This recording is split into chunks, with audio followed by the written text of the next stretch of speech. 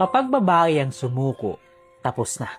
Kasi kapag tumigil na siya sa pagselos, hindi na nagtatanong, hindi na nagtitext, huwag kang magtaka. Huwag kang matuwa. Hindi siya naging mature, napagod siya. Yung maingay na babae, yun pa yung gustong manatili. Yung nagtatanong, yun ang may pakialam. Yung umiiyak pa, lumalaban pa. Pero kapag tumahimik na, hindi na yan nag-a-adjust. Nagdidesisyon na yan. Kasi hindi naman basta-basta umaayaw ang babae eh. Nagtitiwis muna yan. Umiiyak mo na yan. Nagbibigay ng chance. Nagbigay ng warning. Pero hindi natin pinapakinggan. Kaya nung tumigil siya, wala na siyang hinihingi. Wala na siyang inaasahan. Kaya huwag mong hintayin na mawalan siya ng pakialam.